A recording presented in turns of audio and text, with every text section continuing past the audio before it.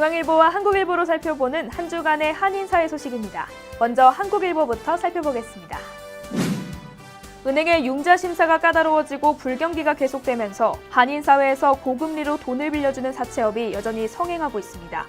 급전이 필요한 한인들에게 $10,000부터 $100,000 이상까지 돈을 빌려주지만 40% 이상의 고리가 붙습니다. 뉴욕주 금융법에 따르면 비금융권 기관에서 $25,000 이하의 금액을 연이율 16% 이상으로 빌려주는 것은 불법으로 규정하고 있습니다.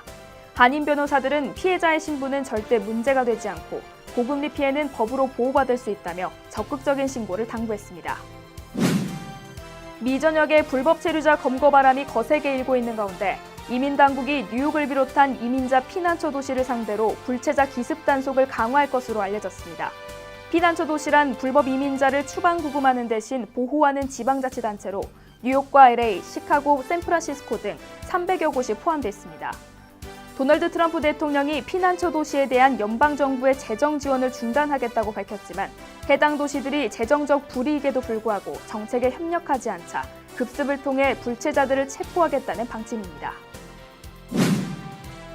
도널드 트럼프의 초강경 반이민 정책으로 불안감이 고조되고 있는 가운데 경범죄로 적발된 불법 체류 신분 한인 남성이 추방 재판에 회부돼 한국으로 돌아가는 등 추방 공포가 점차 커지고 있습니다.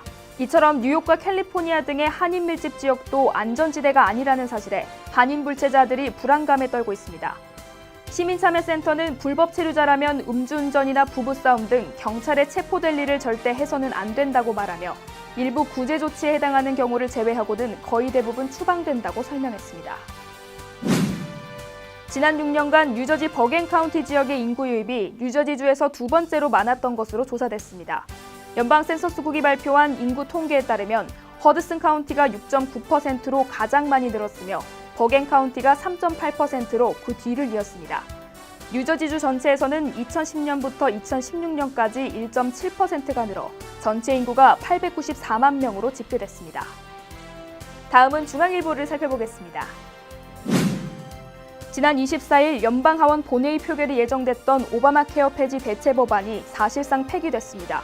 공화당 지도부는 당내부 의견 분열을 이유로 표결을 미루고 논의를 이어갔지만 끝내 합의를 도출하지 못했습니다. 공화당은 현재로서는 오바마 케어를 존치할 수밖에 없다는 입장이며 오바마 케어 폐지 작업은 잠정 유보하고 세제 개혁 법안 논의로 국면 전환을 시도한다는 계획입니다. 맨해튼 펜스테이션에서 오전 출근 시간대 엠트랙 기차가 탈선하는 사고가 발생했습니다. 탈선한 기차는 마주오는 뉴저지 트랜짓 기차를 스쳐 지나가 자칫 대형 사고로 이어질 뻔했습니다. 하지만 기차가 서행을 하던 중이었고 탈선 정도도 심하지 않았기에 모든 승객이 무사히 역으로 나올 수 있었습니다. 현재 엠트랙은 사고 원인을 조사 중입니다. 뉴욕주 교사노조가 지난주부터 빌보드 광고 등을 이용한 표준시험 거부 캠페인에 나섰습니다.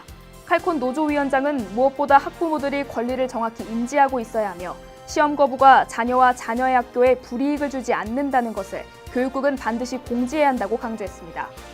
실제로 성적이 저조한 학생의 진급 여부를 결정할 때 표준시험 점수를 주요 기준으로 삼을 수 없으며 여러 가지 사항을 포괄적으로 보여주는 포트폴리오를 바탕으로 결정하도록 하고 있습니다. 성적표에도 0점이 아닌 거부로 기재돼 평균 성적에 영향을 미치지 않는 것으로 나타났습니다. 한인 유학생 가족을 상대로 보이스피싱 사기가 잇따라 발생해 주의가 요구됩니다. 한인 유학생 가족에게 전화를 해 자녀를 납치해 감금 중이니 현금을 즉시 송금하라는 수법입니다. 총영사관 측은 미국과 한국의 시차를 이용한 보이스피싱 사기가 잇따르고 있다며 의심되는 전화가 오면 즉시 경찰에 신고하는 게 바람직하다고 밝혔습니다. 지금까지 신문으로 살펴본 한 주간의 한인사회 소식이었습니다.